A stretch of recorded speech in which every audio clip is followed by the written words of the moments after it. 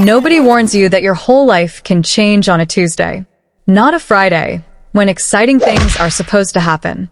Not a Saturday, when the world feels wide open and full of possibility. A Tuesday, a plain, boring, smells like old soup Tuesday, when your shoes are wet from the rain, your ponytail is crooked, and table 7 has just thrown a bread roll at your head.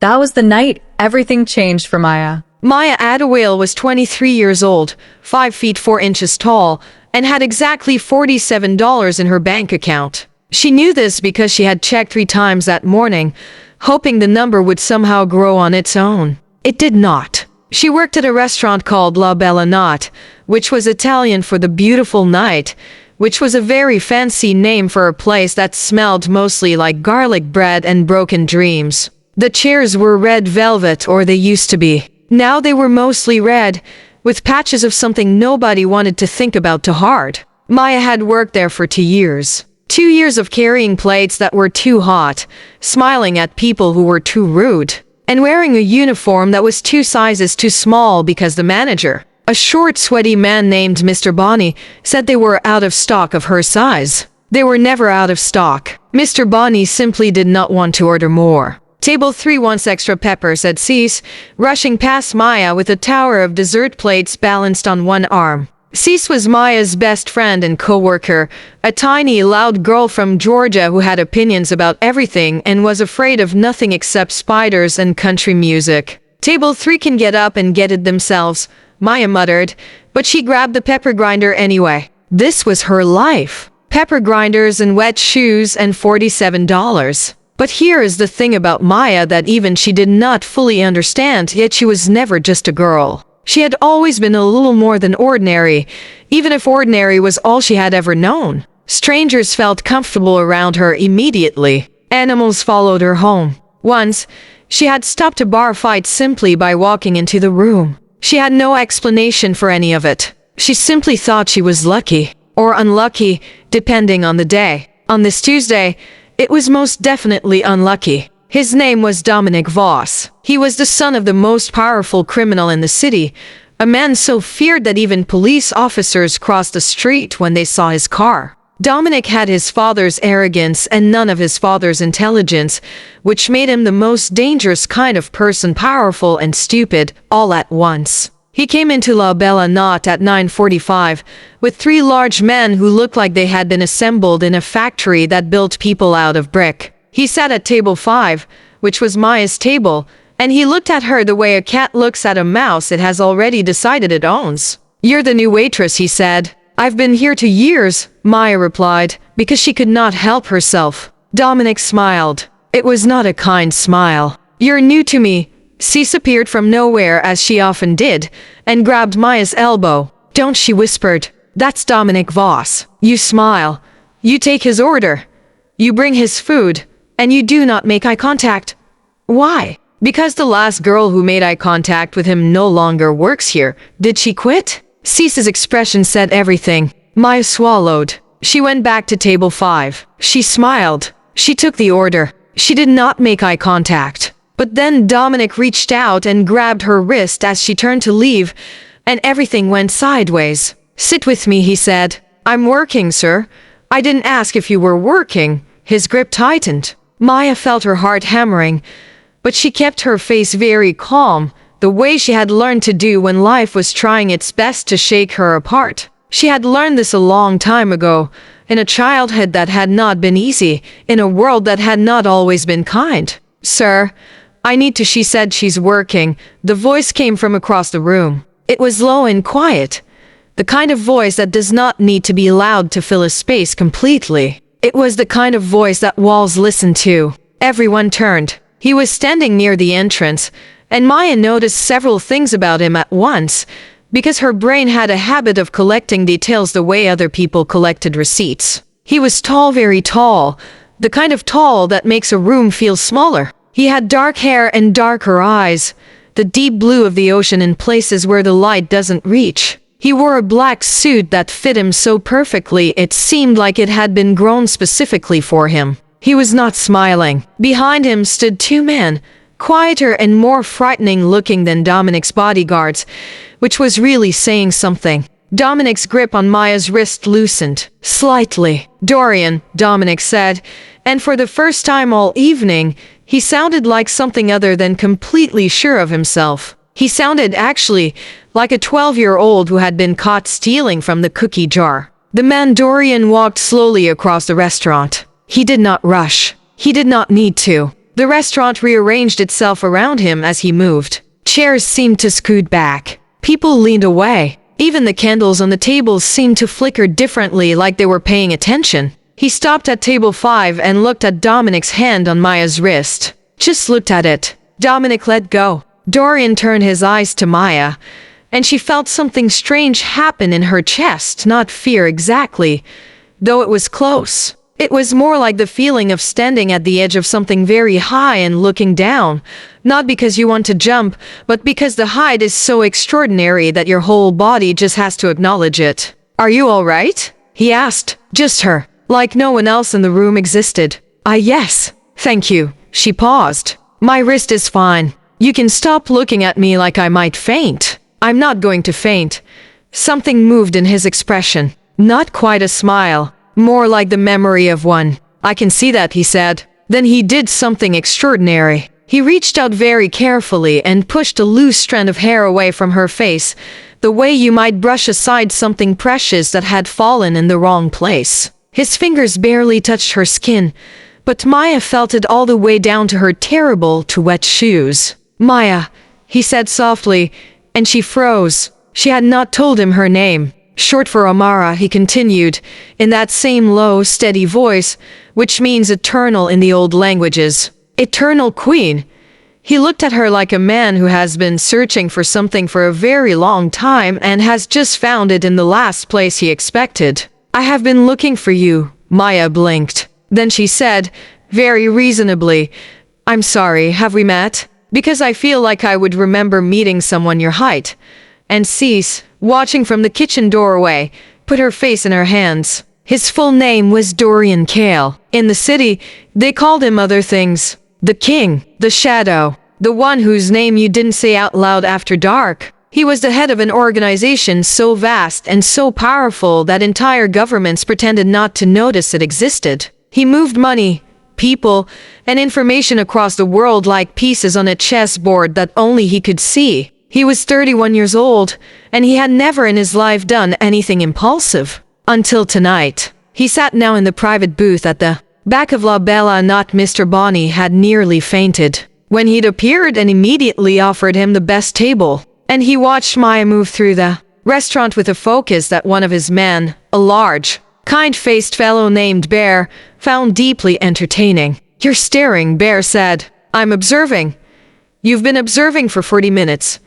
She dropped a fork and caught it before it hit the ground, Dorian said. Without looking, Bear squinted across the restaurant. Maya was currently arguing cheerfully with an elderly man at table 8 about whether the soup was hot enough. She was losing the argument, but laughing anyway. "She's something," Bear agreed. "She has no idea," Dorian said, and he meant it in a way that was much larger than Bear understood yet. His other companion, a sharp-eyed young woman named Petra, who served as Dorian's head of intelligence and had the general warmth of a calculator, looked up from her phone. "We're sure?" she asked. "Yes. Because the last time, Petra." "I'm just saying, Petra." Petra went back to her phone, but she was smiling, just a little, in the way that people smile when they know something wonderful is about to happen to someone who has earned it. Maya's life for the next 48 hours was insane. Not metaphorically insane. Literally, actually, completely insane. It started when she finished her shift and walked to the bus stop and found Dorian Kale leaning against a black car nearby, looking like someone had placed a very expensive statue in the wrong neighborhood. "What are you doing here?" she asked. "Making sure you get home safely. I take the bus every night." "I know." Maya stared at him. "That's actually a little bit concerning." "I understand." "Do you?" "Because knowing when I take the bus implies that someone has been watching me, which implies that I have been under some kind of surveillance. Which is, you dropped your wallet last Thursday at the corner of 5th and Main," he said. One of my men returned it to the restaurant. He mentioned you. Maya thought about this. He didn't leave a note. He is not good with notes. He is good with other things.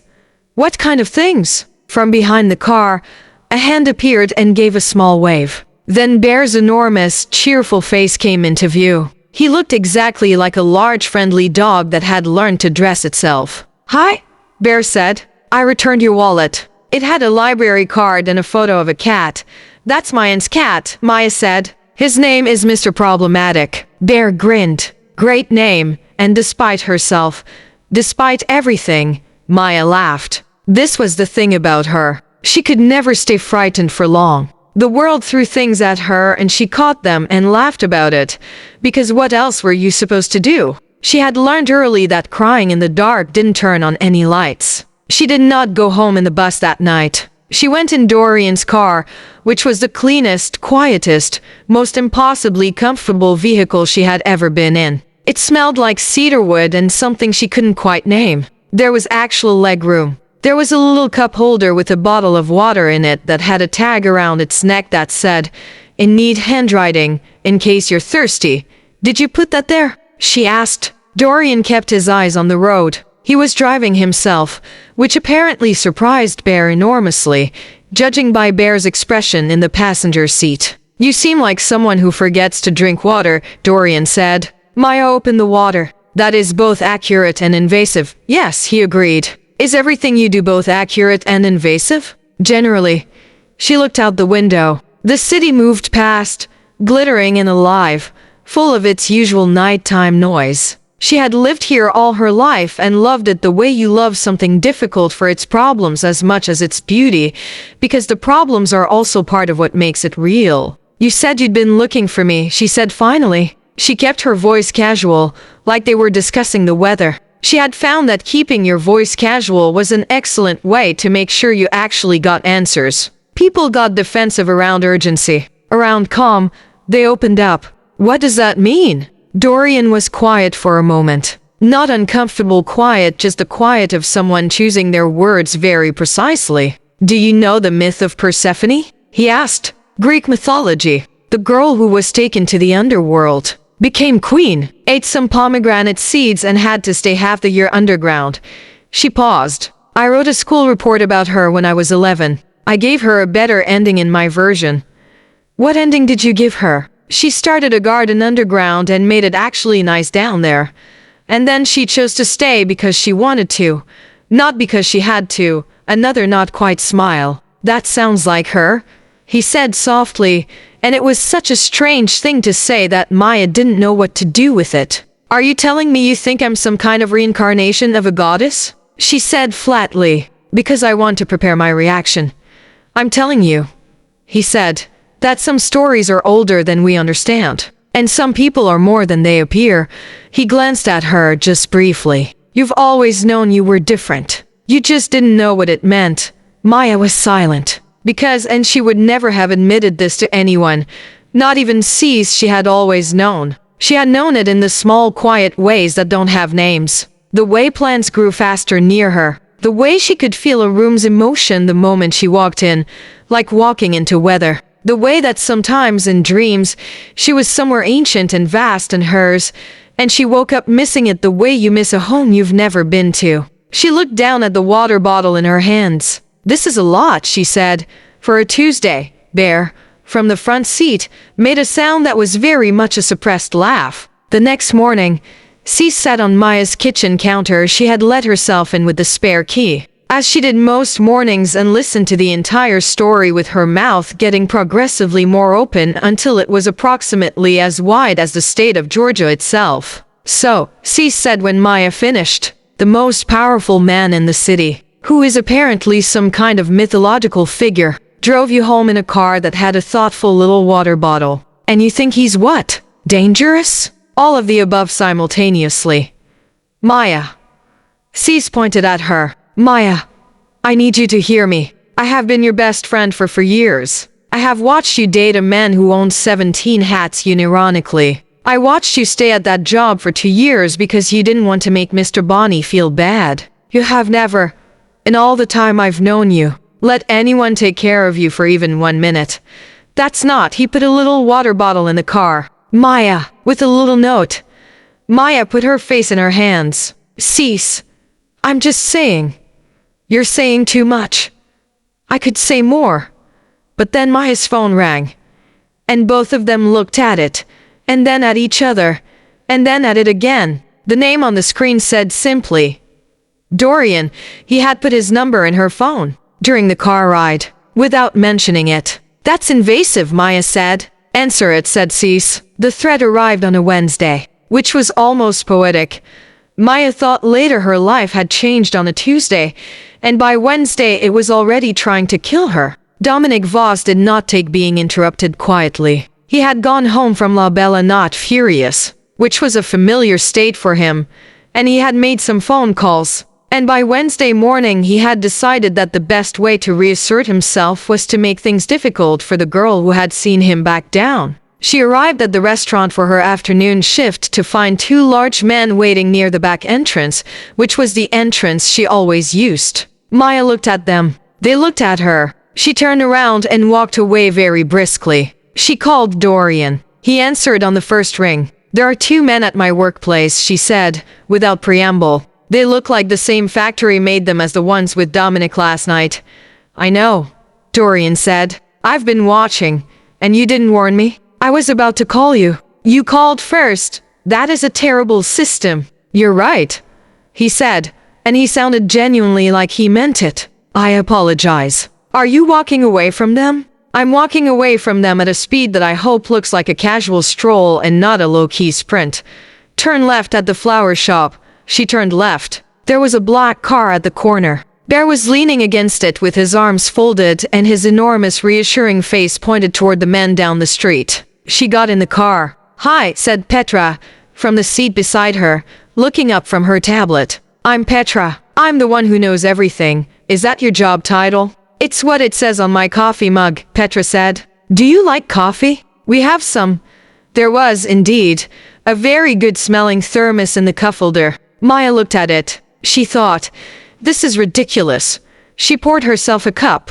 Dorian's headquarters was not what she expected. She had expected something dark and dramatic, full of weapons on walls and people talking in code. What she got was a large, beautiful building in the older part of the city, full of light, with a rooftop garden that someone clearly loved very much because every plant in it was thriving in a way that made her heart do something complicated. You have a garden, she said, standing in the middle of it, turning around. Do you like it? Dorian asked, from behind her. Who takes care of it? I do. She turned. He was standing a few feet away, hands in his pockets. Watching her with that same expression, she was beginning to recognize focused and careful, like she was a problem he was solving and a wonder he was discovering at the same time. You garden, she said. You find that surprising.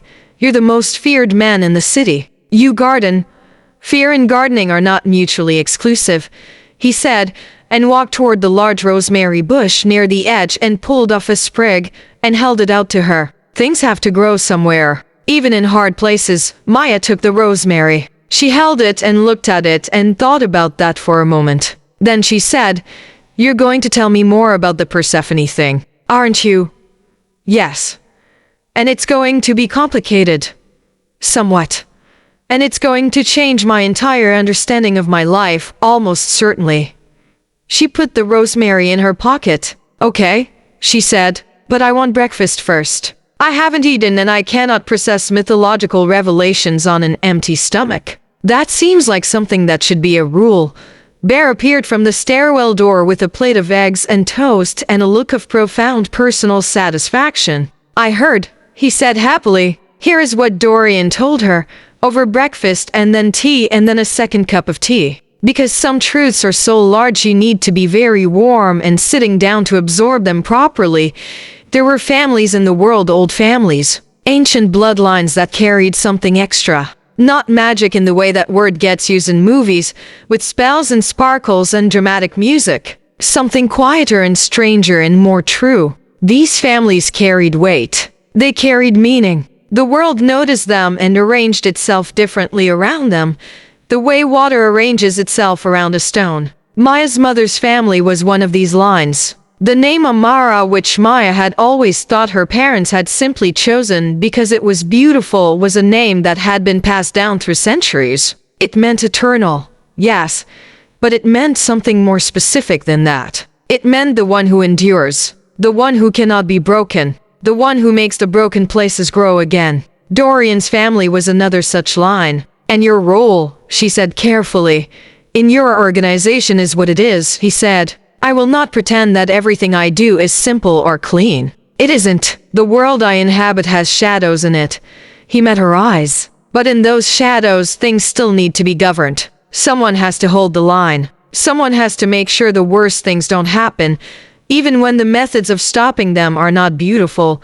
Maya thought about this for a long time. So you're the monster that keeps the other monsters in check, she said. That's a very direct way of putting it.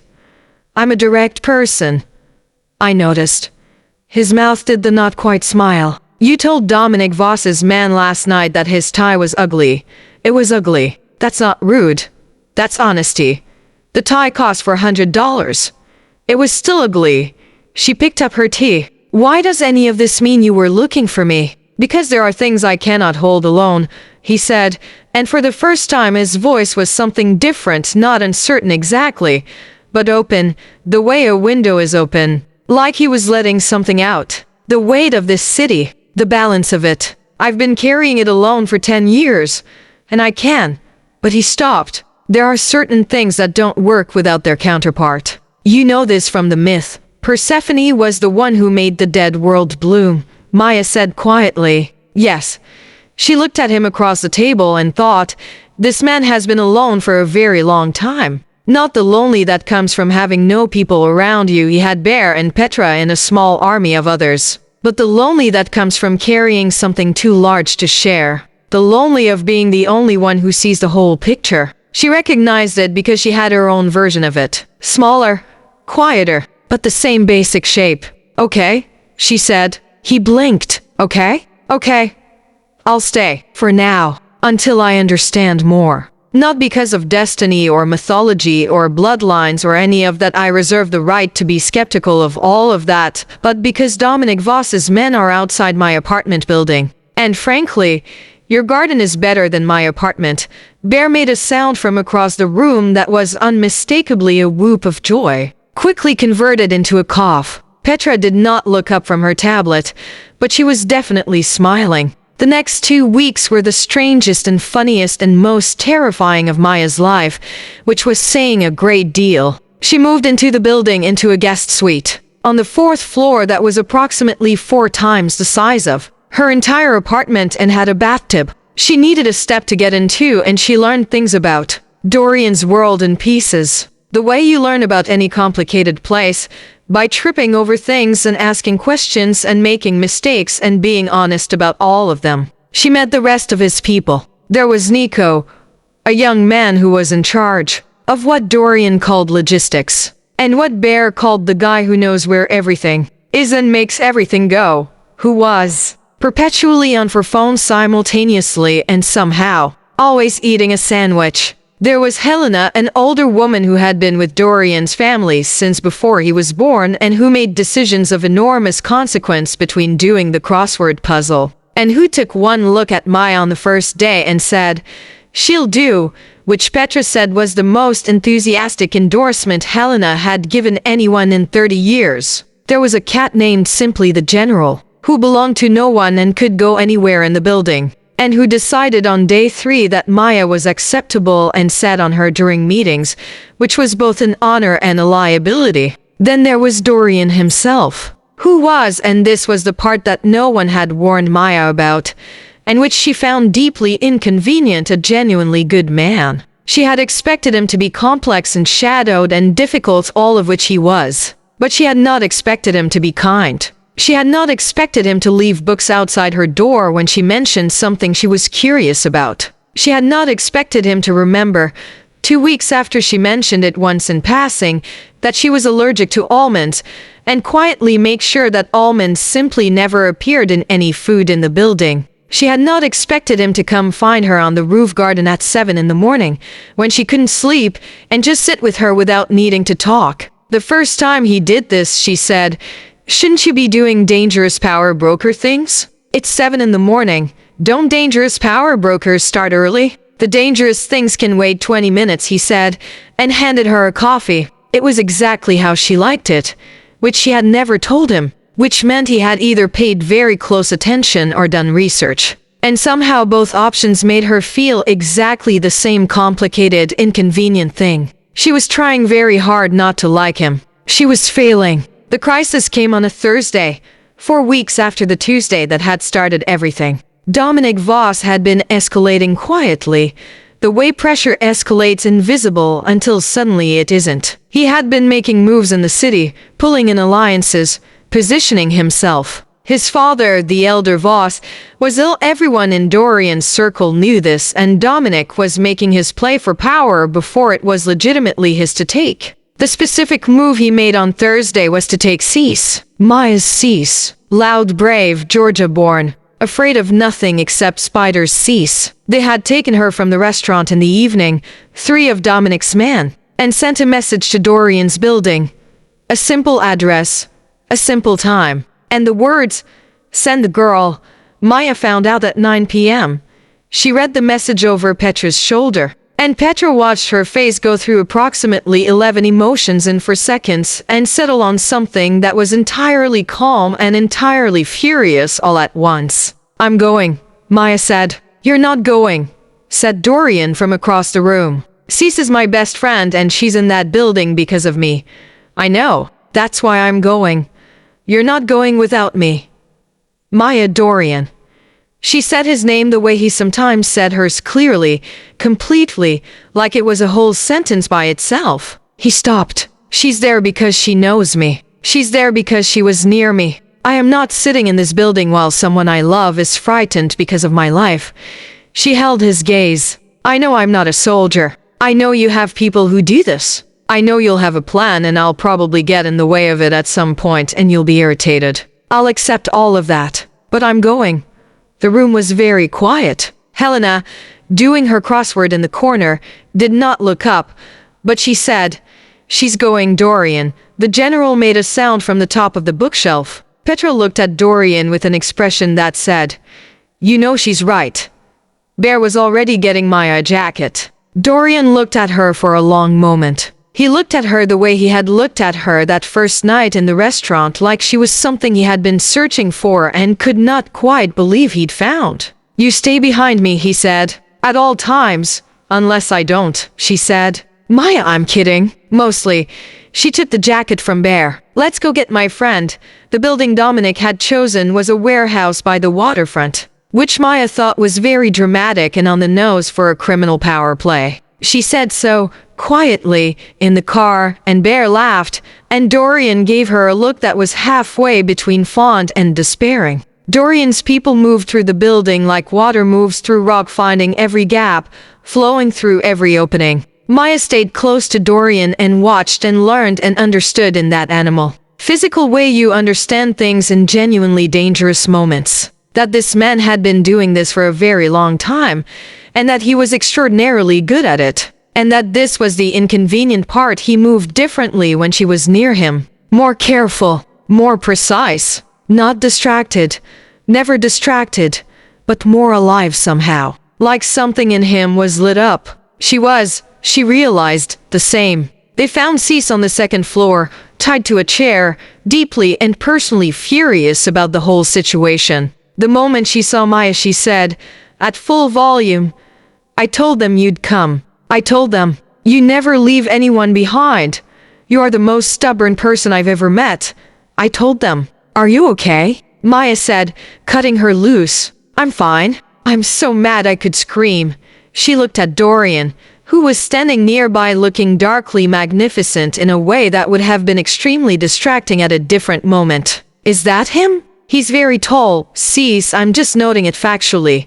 Cease stood, wobbled slightly, and Maya caught her. "I knew the moment you didn't show up to work that something had happened. I knew it. One of his men came in to tell me that you were in danger, and I said something very rude to him, and apparently that was why they took me instead." Maya pulled her into a hug. "I'm sorry," she said. "Stop it! You have nothing to be sorry for." Cease hugged her back hard. Okay, now get me out of this warehouse. I have thoughts about the structural integrity of this floor and none of them are good. They were heading for the stairs when Dominic appeared. He had more men with him, many more than Dorian had expected, which Maya could tell because Dorian's expression shifted by approximately 1 millimeter, which she had learned by now meant something significant. Dominic looked between Dorian and Maya with an expression of pure contempt wrapped in a kind of desperate bravado, the kind you get when someone is losing and knows it and has decided to lose loudly. "You think you can just walk in here?" he said, pointing at Dorian. Your father is in hospital," Dorian said, very calmly. "He's been asking for you. I know this because I've been in contact with his doctors who are, incidentally, the best doctors in the city. I made sure of that." He paused. "Your father and I have had our differences, Dominic. But we have also had agreements. Agreements that have kept the city from tearing itself apart." Another pause. "I have honored every one of them. So has he. You're breaking them." Dominic's face was doing complicated things. "He's dying," he said, and underneath the contempt and the bluster, for just a moment, there was something raw and young and terrified. "I know," Dorian said, and his voice for a moment was simply kind. The room was very still. Maya thought, this is who he is. Not the power, not the fear he inspired, not the beautiful, efficient way his people had moved through this building. This moment, right here, finding the human thing inside the enemy and speaking to it. This was who he was. "Go see your father," Dorian said. "Tonight. Take your men and go." He looked at Dominic steadily. "This is the only time I will offer you this particular exit. So I suggest you take it." Dominic looked at his man. He looked at Dorian. He looked at Maya, who met his eyes calmly and said nothing, because she could feel that nothing was the right thing here. He left. His men followed. From behind Maya, Cease's voice said, in an odd whisper, "He just talked him out of it." That man just talked an entire criminal organization out of a confrontation with his voice. Bear, nearby, said proudly, "Yeah, he does that sometimes." Later, much later, in the rooftop garden, when Cease was safely installed in a guest room eating soup and having her mind thoroughly blown by the concept of a bathtub with steps. And Petra had done whatever Petra did late at night with her tablet and her terrifying competence. And Bear had gone to sleep with the peaceful speed of a large person whose conscience was entirely clean. Dorian and Maya sat among the plants in the dark, and the city glittered below them. And Maya said, "You were kind to him, Dominic." "Yes. He's not his father's worst qualities," Dorian said. "He has the potential to be something better. Whether he chooses to be is his business. But I won't treat him as lost until he is." Maya looked at the rosemary bush, which was thriving. "I've been thinking," she said, "about the myth." "What about it?" "In the original story, Persephone didn't have a choice. She was taken. She ate the seeds and she was bound. She pulled a sprig of rosemary off and turned it in her fingers. I told you when I was 11 I wrote her a better ending, that she chose to stay because she wanted to. You did say that." "I'm choosing," she said. "I want to be clear about that. Not because of bloodlines or destiny or mythology. Because of this." She gestured vaguely at the garden, the building, the city below. "Because of you. Because of Bear's terrible puns and Petra's ability to know things before they happen and Helena doing the crossword while the world catches fire. Because this is a life that is real and complicated and actually mine." She looked at him. "I'm not Persephone. I'm Maya, but I'm choosing to stay anyway." Dorian was very still. He had the look of someone receiving something precious and being very careful not to drop it. "I know you're Maya," he said, after a moment. "I never wanted you to be anything else." "Good," she said, "because I'm also keeping my library card and Mr. Problematic is probably going to visit sometimes, and the general will have to deal with it. The general handles challenges with great dignity."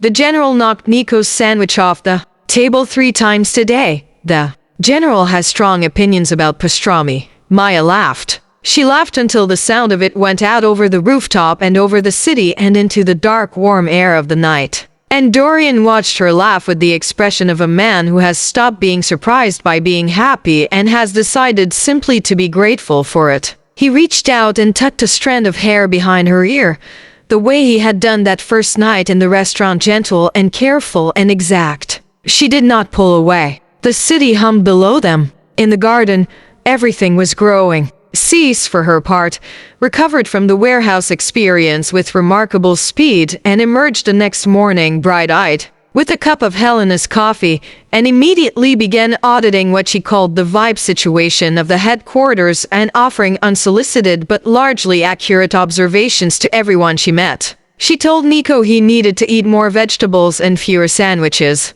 She told Petra her workspace needed a plant. She told Bear he was her favorite person in the building, which Bear accepted with the gravity and honor it deserved. She told Maya privately over breakfast, "You're staying, aren't you?" "Yes." "Good." Cease pointed at her toast. "You have needed someone to leave a water bottle in your car for literally years. You are the worst at letting people take care of you." "I'm getting better," Maya said. "You are." "Also the bathtub," Cease added, with great feeling. "Maya, the bathtub." "I know. I'm going to need the address of whoever made it." Maya kept her library card. Mr. Problematic visited twice in the first month and terrorized the general comprehensively and had to be separated from the rooftop garden after it became clear he had very specific views about who the Rosemary belonged to. He was wrong. He was also unrepentant. Maya started spending 3 mornings a week in the garden, which grew in ways that surprised Dorian, who knew plants, and who noticed that they grew differently when Maya was near them, fuller and faster and somehow more themselves, like they were reaching towards something they'd been waiting for. He did not mention this to her for several weeks. When he finally did, she looked at the garden for a long moment and then said, "Yeah, I know. It's been doing that since I was a kid," and she went back to watering the rosemary. She was remarkable, he thought, in the simplest and most overwhelming sense of the word. She was remarkable every day. Months later, when the city had settled into a new equilibrium, when Dominic had gone to see his father and then, quietly, made different choices, when the alliances had shifted and the balance had held, when Helena had pronounced Maya essential over her crossword puzzle, which was, Petra told her, basically a Medal of Honor, Maya stood on the roof in the early morning, coffee in hand, and looked at the city she had always loved in its complicated, difficult, beautiful way. She had $47 on a Tuesday and thought it was her fate. She had no idea. Dorian came to stand beside her, as he did most mornings now. He didn't say anything. He didn't need to. They had gotten to the kind of place where silence was just another way of talking, and comfortable quiet was one of the best things you could build with another person. After a while, Maya said, "You know what I've been thinking? Mr. Bonnie still hasn't ordered a uniform in my size." Dorian turned to look at her. "I've been gone for months," she said, with an expression of great philosophical calm. "He has had many opportunities. He has chosen not to. What do you want to do about it?" Maya sipped her coffee. "Nothing. He'll figure it out eventually." She paused. "I'm not going back anyway. I'm thinking of starting something." She gestured vaguely. "Something that helps people. Women who are aware I was stuck in bad situations, just trying to get through. Something that actually gives them a real way out." She looked at him sideways. "You have resources." "I do," he said. "And you like growing things in hard places." "I do," he said again. "So," she held out her coffee cup toward him like a toast. "Partners?" He looked at the cup. He looked at her. His expression did the full version of the thing it always did, moved all the way from not quite a smile to an actual, full, real smile, which was rare enough that it still did something entirely involuntary to Maya's heartbeat. He touched his own cup to hers. "Partners," he said. The city spread out below them, waking up, going about its business, full of its ordinary miracles and its ordinary disasters and its ordinary people trying their best in a world that was large and strange and sometimes hard. Among them, for most of her life, had been an ordinary girl. She was never, it turned out, ordinary at all. She was Maya Amara Adawale, and she was exactly where she was supposed to be. And she had chosen every single step that brought her here. And the city was waking up below her, and her coffee was hot. And the rosemary was growing, and somewhere inside, A large orange cat was almost certainly sitting on something he was not supposed to sit on. She wouldn't have changed a single Tuesday. And somewhere across the city, in Mr. Bonnie's restaurant, the uniform supply remained stubbornly, mysteriously, inexplicably out of stock. Some things, the world decides, are simply meant to stay the way they are until someone comes along and refuses to let them.